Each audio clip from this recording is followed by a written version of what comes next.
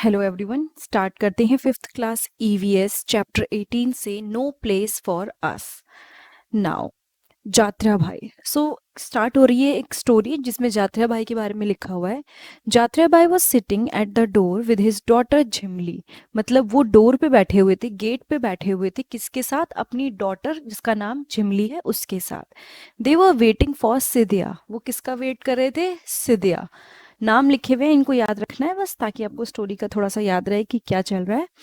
It was almost night but Sidiya had not come home. मतलब almost रात हो चुकी थी लेकिन सिदिया अभी तक घर नहीं आई थी।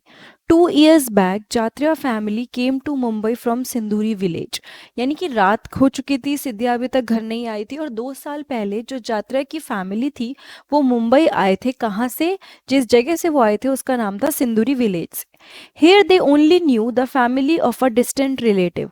यहाँ पे वो सिर्फ एक फैमिली को जानते थे जो किसी दूर के रिश्तेदार के मतलब फैमिली थी।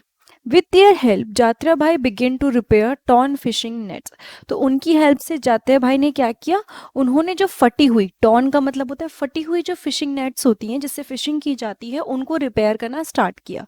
But the money he got was not enough. But उनको जो पैसे मिल रहे थे वो बिल्कुल भी इनफ नहीं थे। दे हैड टू पे फॉर द मेडिसिन। उनको मेडिसिन के लिए पे करना पड़ता था। Food, school fees and rent for the house. मतलब कि जो भी पैसे उनको मिलते थे उसको रिपेयर करके उससे उन्हें मेडिसिन खरीदनी होती थी, फूड खरीदना होता था, स्कूल फीस, रेंट, और मतलब जो घर जिसमें रह रहे थे उसका भी रेंट देना होता था। और दूसरी चीज़, यहाँ तो उनको पानी भी खरीद के पीना पड़ता था। Young Sidiya also had to work in the near by fish factory to earn some money. जो सिदिया थी वो छोटी थी और उसको भी क्या करना पड़ता था? पास ही के उसमें एक फिश की फैक्ट्री थी, वहां पे काम करना पड़ता था ताकि थोड़ा पैसा उसको मिले।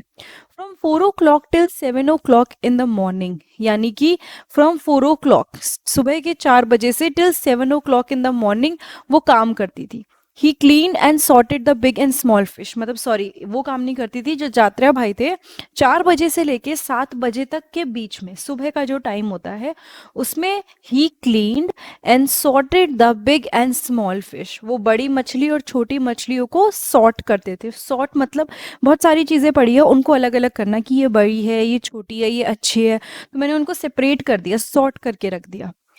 Then he would come home, take a nap and go to school in the afternoon. उसके बाद वो क्या करते थे?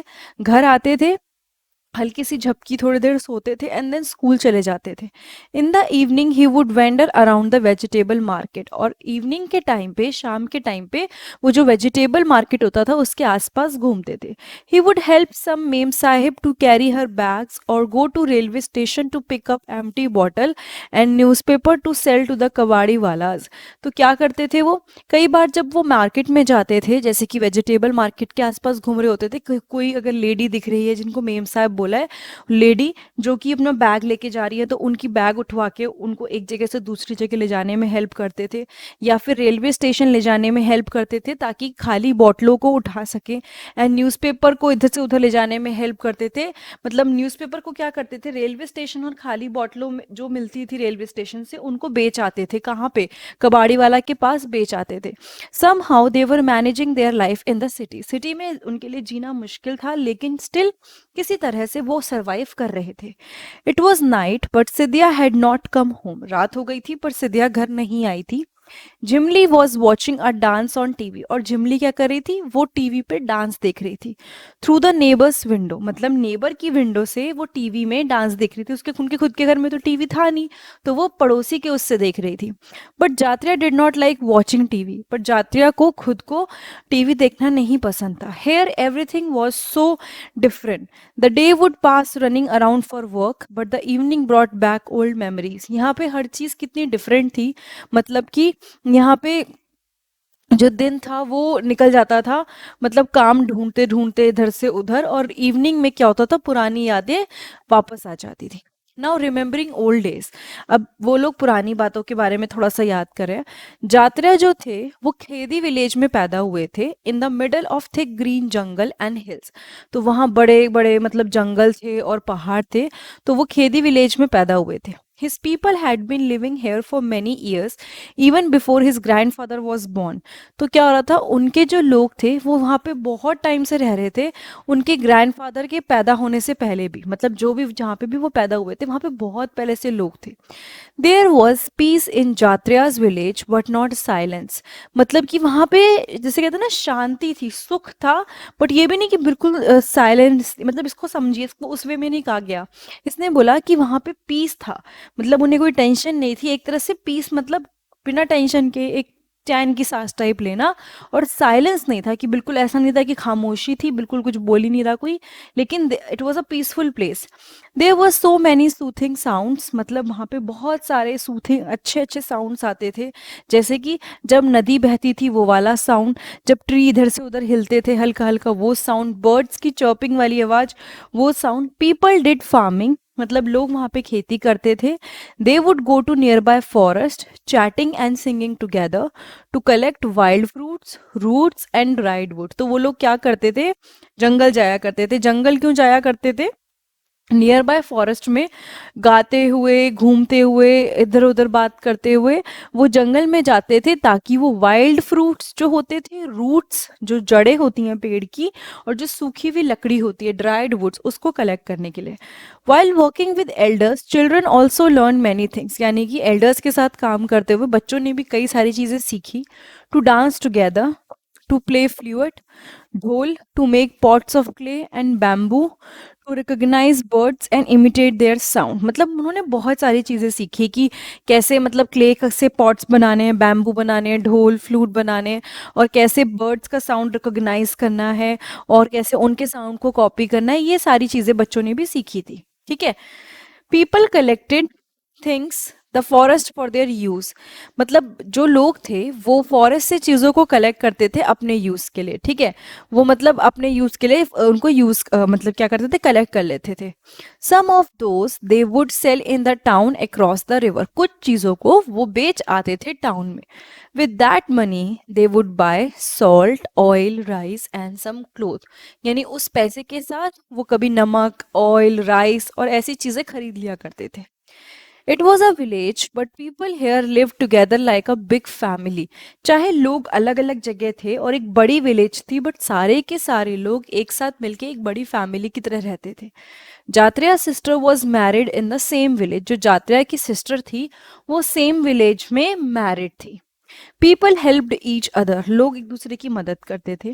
In good and bad times, मतलब अच्छे समय में भी और बुरे समय में भी वो एक दूसरे की मदद करते थे.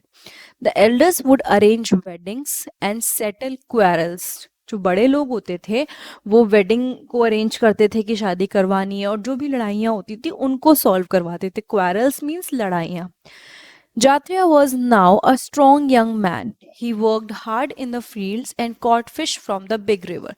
जात्रिया एक बड़ा ही यंग स्ट्रॉन्ग आदमी था. उसने बहुत ज़्यादा मेहनत करी थी फील्ड में, और उसने फिश भी पकड़ी थी. He and his friend would go to the forest to collect fruits, roots and plants for medicine.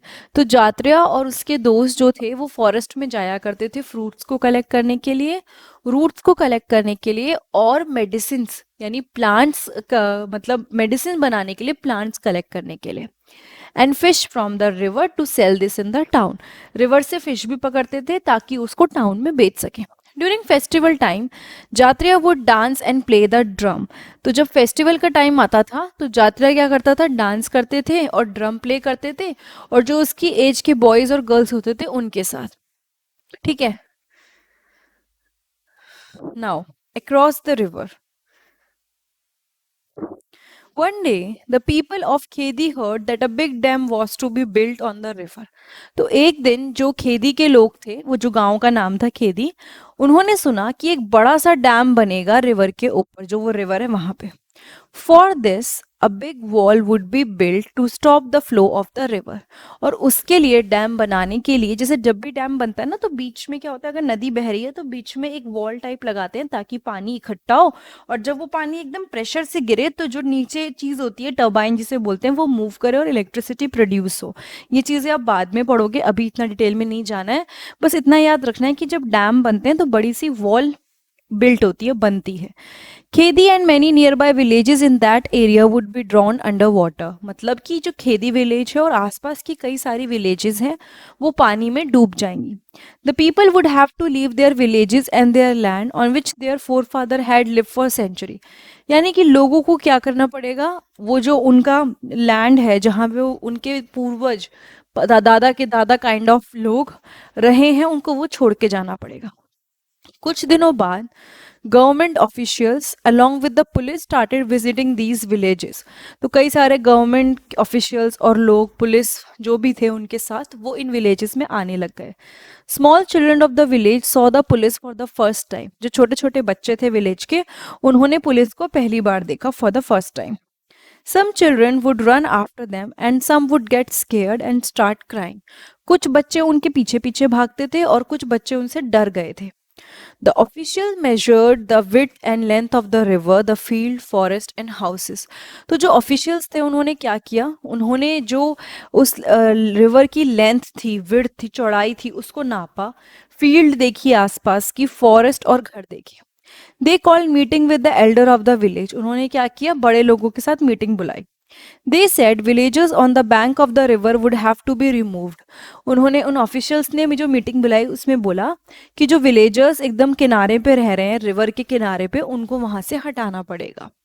People having land at Khedi will be given land far away on the other side of the river. जिनका land Khedi पे है, ठीक है, जहाँ जिनकी ज़मीन इस खेदी river के पास है, उनको दूर का कोई लैंड दे देंगे जो रिवर के उधर साइड पे होगा, और वहाँ पे सब कुछ होगा, school, electricity, hospital, buses, train, सब कुछ। They will have all that they could not even dream of here in Khedi. मतलब उनको वो सब कुछ मिलेगा जिसके बारे में उन्होंने सोचा भी नहीं होगा।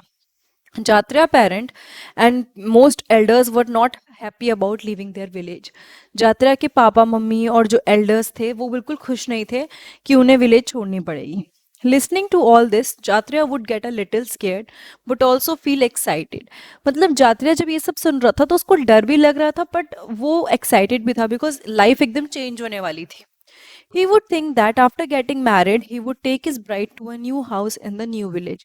वो ये सोच रहा था कि जब उसकी शादी हो जाएगी तो वो अपनी वाइफ को किसी नए घर में, किसी नए विलेज में ले जाएगा। A house where he could just press a button for the light and turn on the tap for water। एक घर जिसमें जब उसे बस एक बटन दबाना पड़ेगा लाइट के लिए, और हल्का सा मतलब पानी के लिए भी सिर्फ नल ऑन करना पड़ेगा, वो नल खोलना पड़ेगा, ना कि जो अभी उसका करना पड़ता है, नदी से पानी लेना पड़ता है, लाइट भी नहीं जलती और चीज़ें जलानी पड़ती हैं।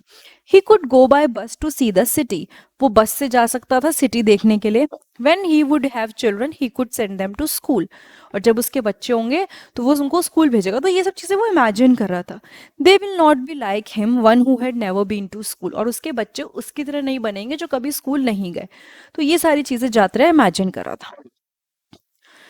A new place. It was a summer afternoon.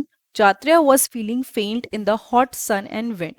यानी कि एकदम समर आफ्टरनून थी, दिन का टाइम था, गर्मियों की दोपहर का जब इतनी गर्मी होती है, उससे जात्रिया को ऐसा लग रहा था जैसे फेंट, मतलब वो बेहोश हो जाएगा। और मतलब इतनी गर्मी और इतनी गर्म हवा चल रही थी कि ही वॉज फीलिंग कि वो बेहोश होने वाला है। His feet were burning on the coal tar of the pucca road. उसके जो पैर थे वो कोल टार पे क्या हो रहे थे, बर्न कर रहे थे एट द पक्का रोड। जो रोड थी ना, उस पे जो कोल टार होता है उस वो बहुत गर्म हो जाता है, तो उस पे उसके पैर बर्न कर रहे थे। There wasn't a single tree to offer some shade. एक भी पेड़ नहीं था कि जहाँ वो बैठ के थोड़ा सा ठंडा मतलब फील करे। सब कुछ वहाँ पे मतलब पेड़ वेड़ तो थे ही नहीं। Just a few houses and shops, थोड़े से हाउस और थोड़ी सी shops. Jatriya was on his way home after buying medicine. Jatriya अपने घर जा रहा था मेडिसिन खरीदने के बाद। उसके पास एक ओल्ड टायर था अपनी कमर पे। These days he had to light his stove with just these rubber pieces of old tyre. मतलब अब क्या करता है वो आजकल, वो ये जो स्टोव होता है इनको जलाता है, और सॉरी, स्टोव के अंदर इन टायर के पीसेस को डाल के वो मतलब उसका जो चूल्हा होता है वो जलता है। These caught fire fast and also saved some firewood. क्योंकि वो ये ऐसा क्यों करता है कि वो ओल्ड टायर्स को यूज़ करता है, क्योंकि उससे क्या होता है, जो लकड़ी वगैरह है उसका खर्चा नहीं होता, वो बच जाता है, और प्लस जल्दी आग लग जाती है। But the smoke and the smell of burning tyre were terrible. But जो स्मेल आती है टायर के बर्न होने से वो बहुत गंदी आती है। इन दिस न्यू सिंदूरी विलेज दे हैड टू पे मनी फॉर एवरीथिंग। इस विलेज में इनको कुछ भी खरीदना है, कुछ भी करना है, उसके लिए उन्हें पैसे देने पड़ते हैं, चाहे वो मेडिसिन हो, फूड हो, वेजिटेबल्स हो, फायरवुड, फॉडर या कुछ भी हो। लाइक जो पहले जिसमें रहते थे उनको सब कुछ जंगल से मिल जाता था, they were very happy, but now बहुत कुछ अलग हो गया है। They could just not afford to buy kerosene, मतलब वो कैरोसिन भी नहीं खरीद पाते हैं। But from where to get the money for all this, मतलब अब इस सब के लिए पैसा भी वो कहाँ से लाए। Thinking of all this, Jatriya reached home. The roof made of a tin sheet made the house hot like an oven. जो रूफ थी वो टिन की शीट से बनी हुई थी और वो बहुत गर्म हो चुका था उस टिन की शीट की वजह से। जात्रा की वाइफ को बहुत तेज फीवर था। उसकी जो डॉटर है जिमली, वो अपने छोटे भाई सिदिया को अपनी लैप में ऐसे बैठा के, होता है ना ऐसे हल्का हल्का हिलाना, वो कर रही थी। और क्यों करना पड़ रहा था? बिकॉज कोई भी ओल्डर पर्सन नहीं था उनके साथ जो उनका ध्यान रखे। Jatriya's parents had been so sad about leaving Khidi that they had died before he moved here. जात्रिया के पेरेंट्स की डेथ हो गई थी जब उन्होंने खेड़ी गांव छोड़ा था, मतलब उस थॉट से ही उनकी डेथ हो गई थी क्योंकि उनको शिफ्ट नहीं होना था। In Sinduri there were only 8-10 families he could call his own, those were from his old village. सिंदूरी में जो नई विलेज है, कुछ ही घर थे जिनके लोगों को वो कह सकता था कि वो उसकी फैमिलीज हैं, क्योंकि बाकी सारे तो नए लोग थे और मतलब उनका कोई मतलब भी नहीं था उसके साथ। The whole village had got scattered and people had gone wherever they had been given land. पूरी विलेज का क्या हुआ, इधर उधर लोग फैल गए, जहां भी उनको जगह दी गई उनके खेड़ी गांव के बदले में, वो सब में वो आ गए। This was not like the new village Jatriya had dream about. Jatriya ने तो बहुत कुछ सोचा हुआ था कि अच्छी होगी, स्कूल भेजूंगा और ये सब, बट वो विलेज ऐसी बिल्कुल भी नहीं थी। There was electricity but only for some time in a day, and then the electricity bill had also to be paid. There were taps but no water, मतलब वहाँ पानी भी नहीं था। इलेक्ट्रिसिटी थी कभी थोड़े टाइम के लिए, बट उसके लिए भी पे करना पड़ता था। In this village Jatriya just got one room in a tin shed. इस विलेज के अंदर जात्रिया को एक रूम मिला था, वो भी टिन शेड के साथ। It had no place to keep the animals, मतलब एनिमल्स को रखने के लिए कोई जगह नहीं थी। He also got a small piece of land, उसको थोड़ा सा एक जो पीस होता है ना, स्मॉल पीस ऑफ लैंड, वो मिल गया था, but that was not good for farming. Farming के लिए वो अच्छा भी नहीं था। It was full of rocks and stones. Still Jatriya and his family worked very hard. तब भी उसकी फैमिली ने काफ़ी मेहनत करी, but they could not grow much on the field and could not make enough money even to buy seeds and fertilisers. उन्होंने बहुत मेहनत करी, तब भी वो इतना कुछ ग्रो नहीं कर पाए कि सीड्स या फर्टिलाइजर्स खरीद ले। In Khedi people did not fall sick often, मतलब खेड़ी में लोग ना बीमार पढ़ते नहीं थे जल्दी जल्दी। If someone fell ill there were many people who knew how to treat them with medicine made from plants. और अगर कोई खेड़ी में बीमार भी पड़ता था तो वहाँ के लोगों को ऑलरेडी पता होता था कि प्लांट्स का यूज़ करके कैसे मेडिसिन बनाई जाए। People felt better after taking those medicine, लोगों को बेटर लगता था वो मेडिसिन लेने के बाद। Here in Sinduri there was a hospital but it was difficult to find doctors and there were no medicine. यहाँ पे हॉस्पिटल भी था लेकिन उनको डॉक्टर्स भी नहीं मिल रहे थे और कोई मेडिसिन भी नहीं थी। There was a school here but the teacher did not care much about the children from Khedi village. यहाँ पे एक स्कूल भी था बट उन टीचर्स को कोई फर्क नहीं पड़ता था उन बच्चों से जो कि खेदी विलेज से पढ़ने आए थे या खेदी विलेज के थे। These children found it difficult to study in new language, और इन बच्चों को थोड़ी दिक्कत आ रही थी नई लैंग्वेज में पढ़ने में। द पीपल ऑफ सिंदूरी did not welcome the new Qamar from खेती। जो लोग थे सिंदूरी के, उन्होंने इन बच्चों को वेलकम नहीं किया, जो नए बच्चे आए थे खेती के।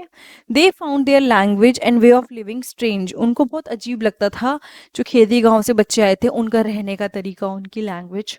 दे made fun of the Khedi people by calling them unwanted guest. वो खेदी के जो लोग थे उनका मजाक उड़ाते थे उनको अनवांटेड गेस्ट बोल के।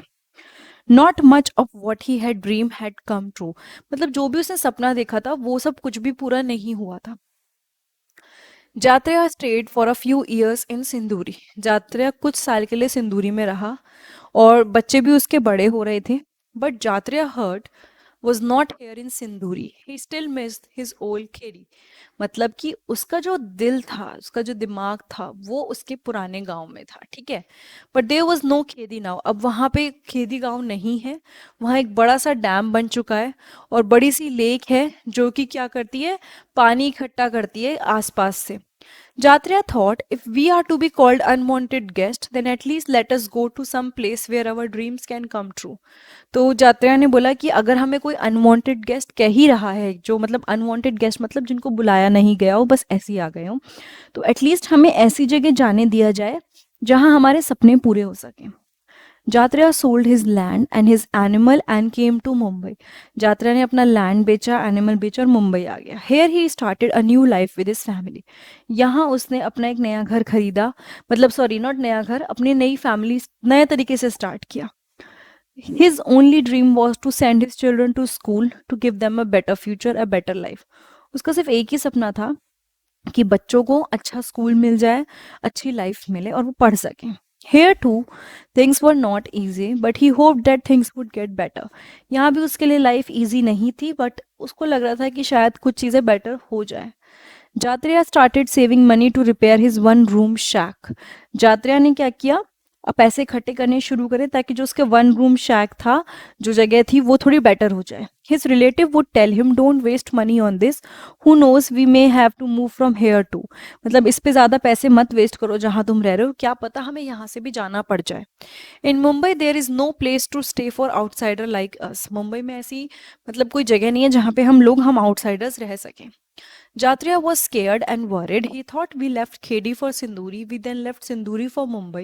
If we have to move from here too, then where can we go? In this big city, is there not even a small place for my family to stay? मतलब जात्रा क्या कहता है, वो scared था, he was worried कि हमने खेदी छोड़ा किसके लिए, सिंदूरी के लिए। सिंदूरी जाने के लिए खेदी छोड़ा, फिर सिंदूरी छोड़ा ताकि मुंबई आ सके। और अगर हमें यहाँ से भी मूव करना पड़ गया तो वो कहाँ जाएंगे।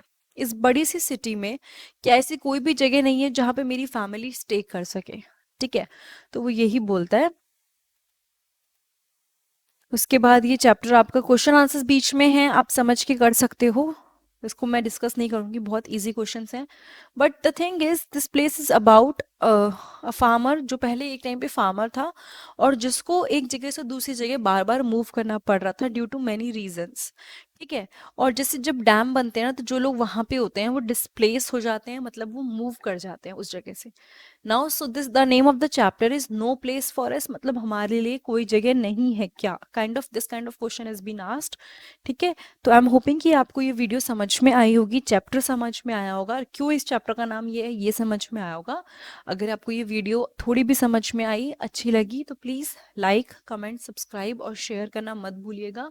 उसके अलावा डायरेक्टली मेरे चैनल पे जाइए, वहाँ प्लेलिस्ट है 5th EVS करके, वहाँ जाइए, वहाँ आपको और चैप्टर्स भी मिल जाएंगे जो इस बुक से कवर हुए हैं। Thank you so much.